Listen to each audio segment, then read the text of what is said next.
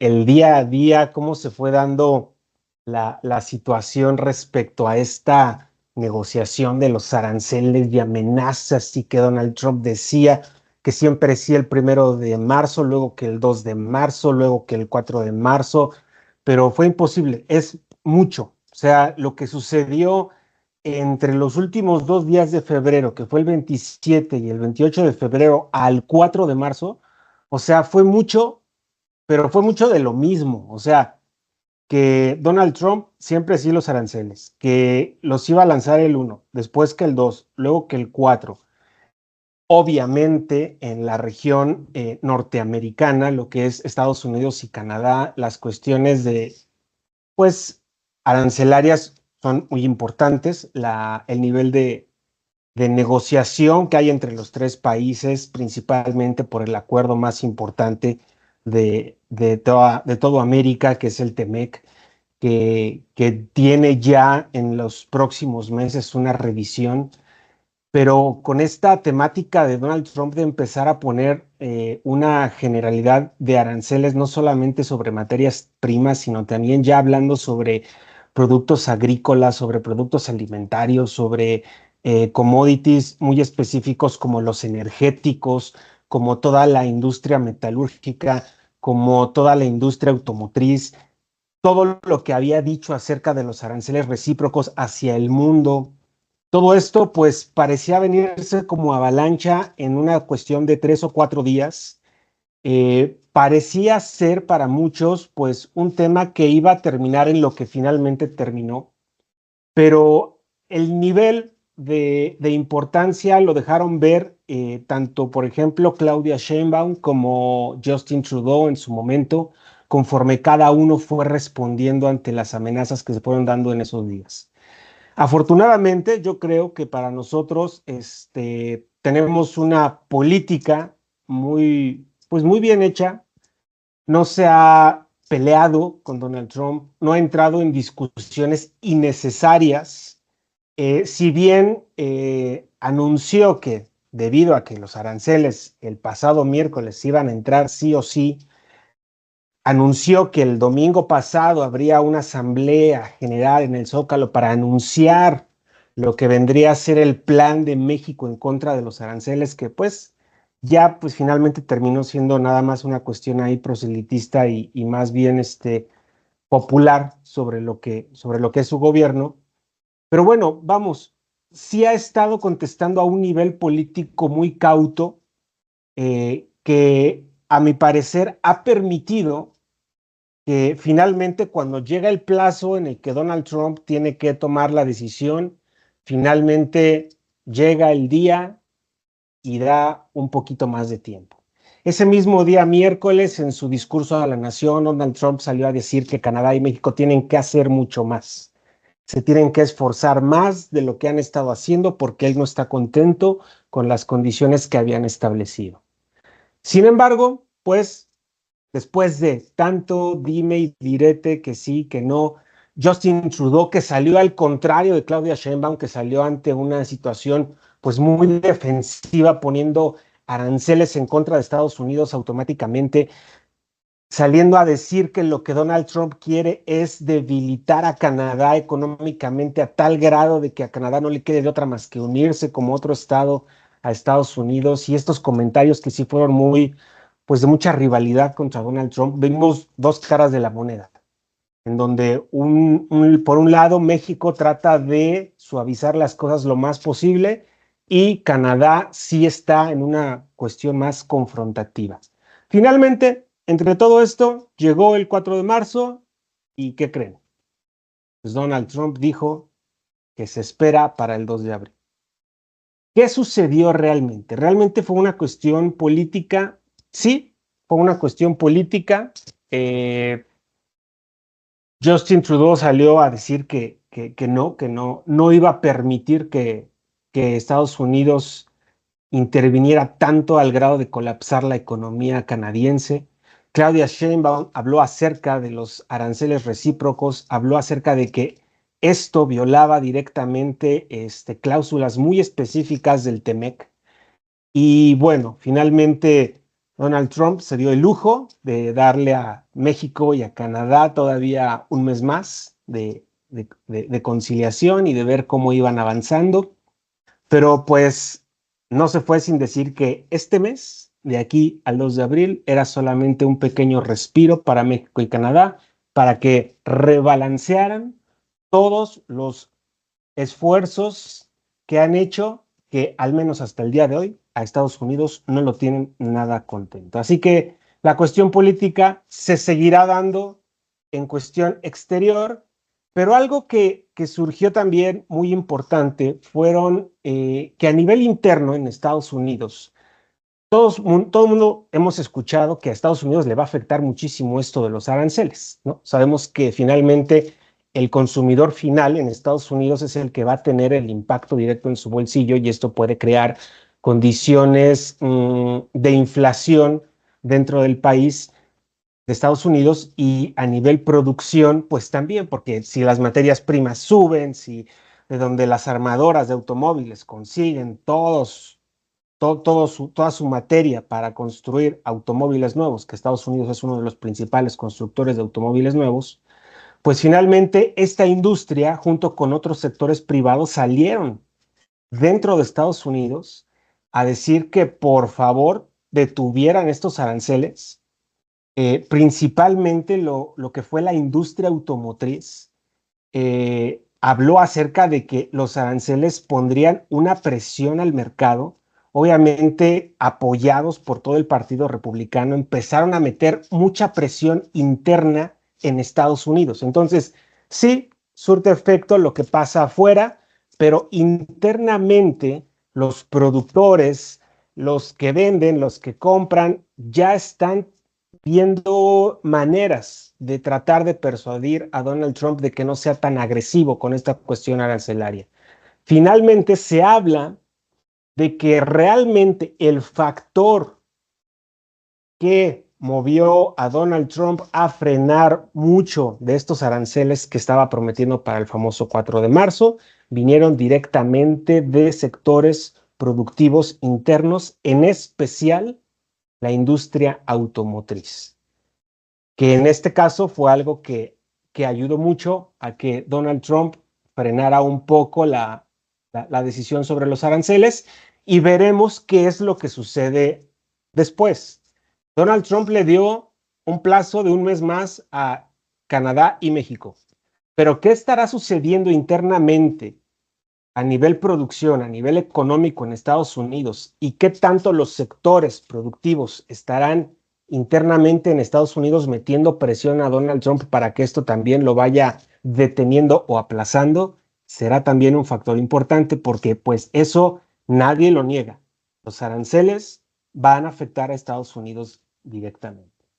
Y algo que pues repercutió mucho la semana pasada fue de que si finalmente entraban los aranceles el 4 de marzo, a nivel general, como se había prometido, pues Claudia Sheinbaum tendría en el Zócalo una reunión a la cual convocó y si se llevó a cabo, en donde presentaría inmediatamente el plan B contra estos aranceles. Al no darse, pues simplemente vimos un evento político, un evento político popular, en el que, bueno, nuevamente se dio lugar para que la presidenta dijera cuestiones acerca de la soberanía, destacara que pues lo que México busca es el diálogo con Estados Unidos, se mostró optimista, dijo que las negociaciones se han mantenido siempre en un ámbito, como lo hemos visto, un ámbito pacífico, un ámbito en donde no ha habido por ahí de repente algunas palabras que salgan del lugar, al menos de México hacia Estados Unidos. Claudia se ha mantenido bien. Finalmente, el evento de ayer terminó siendo un evento político para la gente y pues no se presentó, no hubo necesidad de presentar el plan B. Lo mismo que sucedió hace un mes. Hace un mes, en la mañanera posterior a los aranceles prometidos, esperábamos el plan B. No se dio, no se anunció. Nuevamente, aquí en el Zócalo esperábamos el plan B. No se dio, no se anunció. ¿Cuál es el famoso plan B de Claudia Sheinbaum para esta cuestión arancelaria? Aún no la sabemos del todo porque no la ha dicho. Siempre se ha quedado en esto porque, bueno, no se han dado. Lo que sí sabemos es que al menos ya Marcelo Ebrard va a cumplir casi un mes en Washington, adelantando mucho de lo que son las negociaciones, de las futuras negociaciones para la revisión del TEMEC que se tiene durante los próximos meses. Sin embargo, pues todo esto ha afectado en la cuestión de perspectiva económica en México. No ha pasado desapercibido para nadie que los aranceles, las amenazas, las contestaciones, el aplazamiento, finalmente es una cuestión que a México, si bien no le ha afectado directamente, no lo ha dejado tan bien parado, porque deja ver la dependencia grande que tenemos de estas decisiones que Donald Trump pueda tener. Y esto ha repercutido, por ejemplo, en las proyecciones de crecimiento económico para 2025 en México. Por ejemplo, Banco de México la semana pasada anunció una encuesta que llevó a cabo de diferentes analistas y conocedores del tema respecto a diferentes economistas, personas que han sido gobernadores, exgobernadores de Banco de México. Y en esta encuesta, pues Banco de México sacó una proyección de crecimiento anual para México del 0.6, una reducción de 0.4 a la que había dado en enero de al menos el 1%.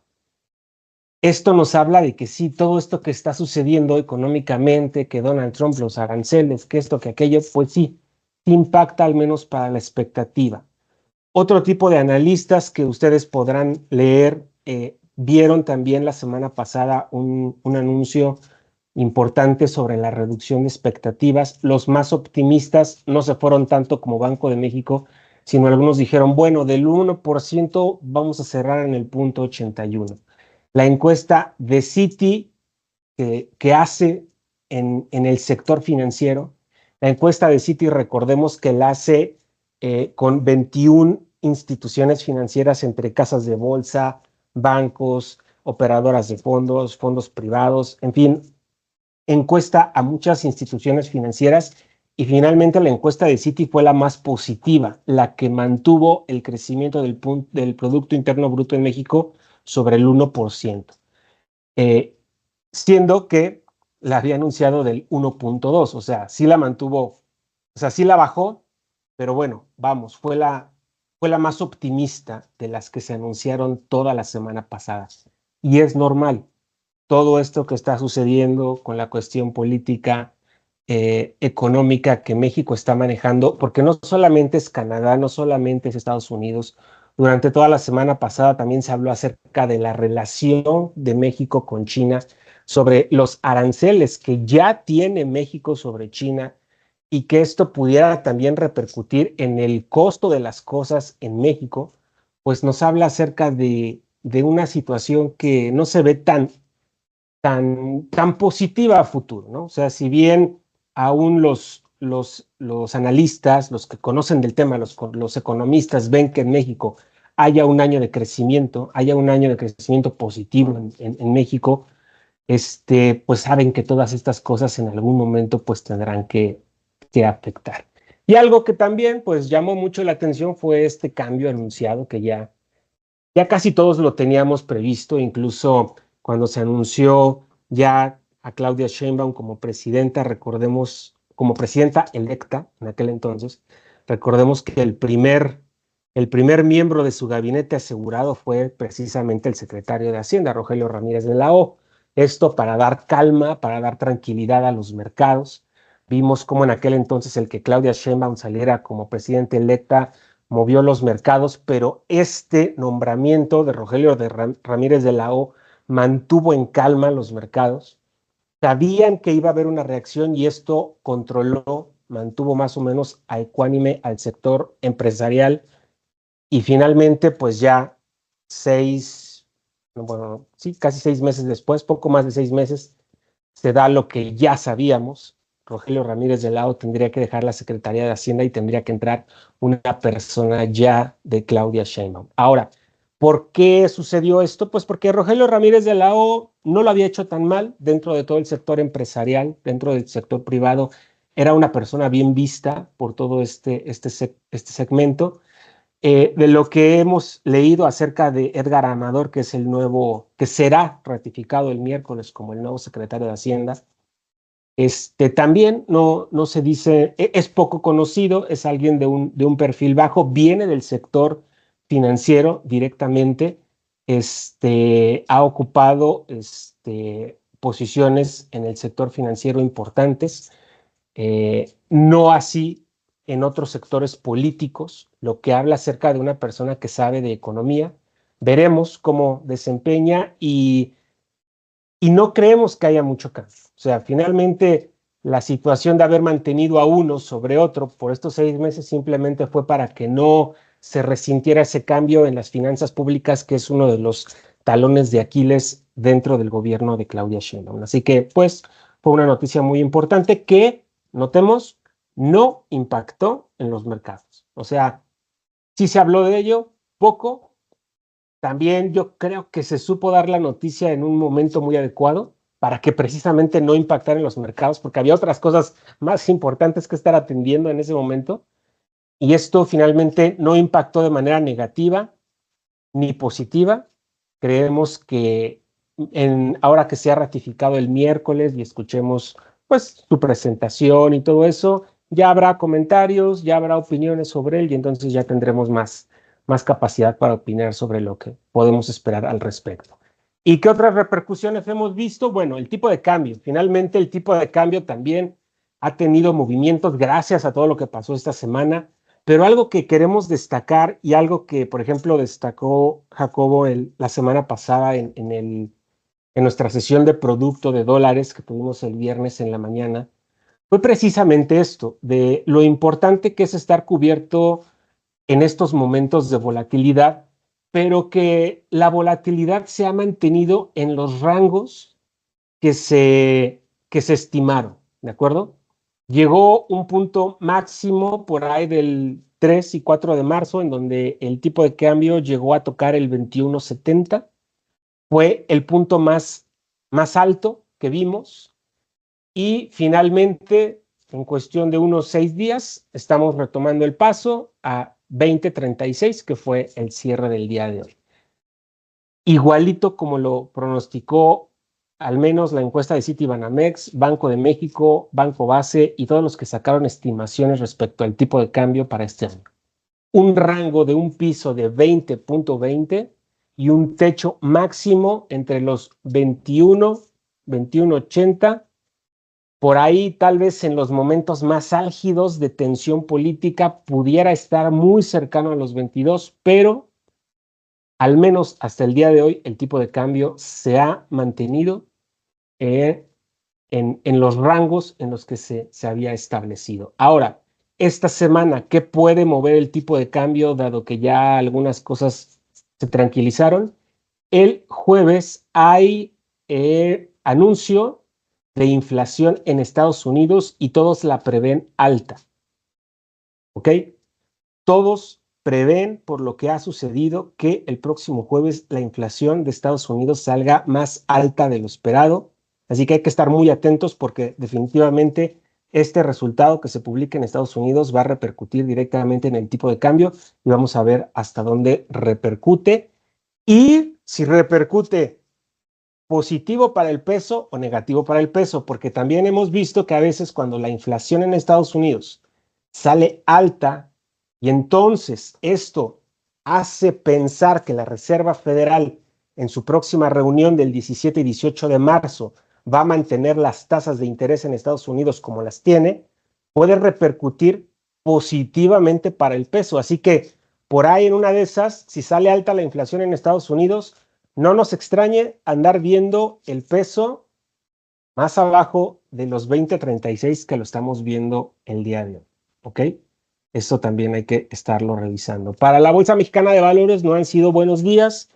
El día de hoy tuvo una bajada muy importante. Este es un resumen mensual. Aquí no marco el dato del día. Ahorita Jacobo se encargará de ello, de marcar la cuestión técnica ya a lo que pasó el día de hoy. Esto es una imagen de cómo ha sido la Bolsa Mexicana de Valores en el último mes. Viene de un 13 de febrero muy bueno, en donde vimos unos máximos históricos, pero a partir de ahí, números y caídas muy, muy importantes durante todo el mes de febrero y en lo poquito que llevamos de marzo. Así que, bueno, pues no han sido unos muy buenos días y no ha sido un muy buen inicio de mes para la Bolsa Mexicana de Valores. Y como lo mencionaba, pues es el próximo 17 y 18, lo que es la semana siguiente, lunes y martes, hay reunión de la Fed para anunciar la política monetaria sobre las tasas de interés en Estados Unidos el próximo lunes y martes. Ahora, el famoso libro beige de la Reserva Federal, que es la que acumula los comentarios del sector empresarial, manufacturero y productivo de Estados Unidos, habla acerca de que sí ha habido un ligero aumento en la actividad económica en Estados Unidos. Lo han notado, lo han visto, sin embargo, lo que sí prevén es la incertidumbre sobre la inflación. Entonces, gracias a este libro beige, famoso libro beige que se publica, la Fed puede estar anticipando que para el próximo jueves haya un aumento en la inflación en Estados Unidos, como lo acabamos de mencionar, y esto repercuta directamente en la decisión de política monetaria de la Fed, que todo mundo espera se mantenga igual. Al menos la Reserva Federal, todo mundo lo dice, todo mundo lo espera, mantendrá las tasas tal cual están y no tendrán ningún movimiento por el momento, ni a la baja ni a la alza. ¿De acuerdo? Y pues, junto con esto, mencionar lo que ha sucedido también ya a nivel internacional, que pues finalmente también tiene que ver con la economía como la vemos al día de hoy. El día de ayer, finalmente sabíamos todos hace como 3 semanas que Justin Trudeau había dimitido de su posición como primer ministro en Canadá. Sin embargo, pues sabíamos que tenía que haber algún proceso electoral que diera cabida a uno nuevo. Finalmente, el día de ayer, Mark Carney fue, en este caso fue exgobernador del Banco Central canadiense, es finalmente quien será el nuevo primer ministro de Canadá. ¿Qué se puede esperar de él? No lo sabemos porque viene del Partido Liberal. Aquí sucedió algo muy extraño comparado a lo que está pasando a nivel mundial. Aquí la derecha, la derecha que representaba a Justin Trudeau, deja el gobierno canadiense y ahora se queda en manos del gobierno liberal, del gobierno, digamos, pues sí, liberal no lo podría llamar de izquierda porque allá no se llama así, ni es tan extremista, más bien es el ala liberal de la política canadiense, y él se queda a cargo. Sin embargo, pues sus primeros comentarios de ayer fueron que él no va a permitir que Donald Trump se burle de los canadienses, o sea, manteniendo el mismo tenor del discurso político de Justin Trudeau. Entonces veremos qué es lo que sucede con un nuevo ministro en Canadá, que en este caso será el encargado de llevar a cabo las negociaciones de la revisión del TEMEC en los próximos meses. Todos vimos la regañiza que le puso Donald Trump a Zelensky la semana pasada, Donald Trump metiéndose muy directamente en este conflicto Ucrania-Rusia. Sabemos de la amistad, entre comillas, entre Donald Trump y Putin, pero Donald Trump también ha hablado fuerte contra Rusia acerca de que pues si no le bajan, entonces él también meterá medidas arancelarias a Rusia. Y bueno, ¿qué es lo que pasa? ¿Cómo nos afecta a nosotros todo esto que puede suceder en aquella zona?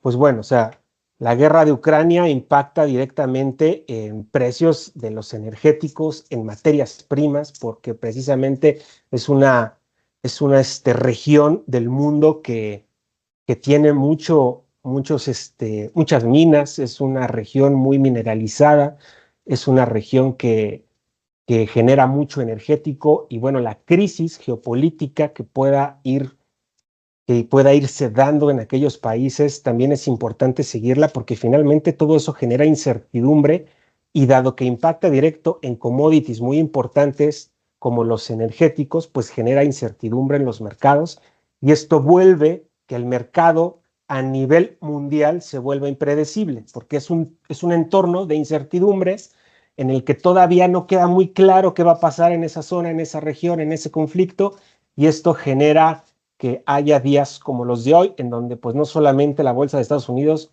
sino la bolsa en México y en las de otros países, la incertidumbre y estos entornos que no se pueden predecir, tan difíciles de prever, pues hacen que tengamos días complicados en cuestión de bolsa como hoy, ¿no? Finalmente, si hoy vemos los números, todo está en rojo, Wall Street finalmente cerró en negativo, el Standard & Poor's 500, el Nasdaq Composite. Finalmente, también algo que va a repercutir mucho es la famosa acción de Tesla que hoy se hundió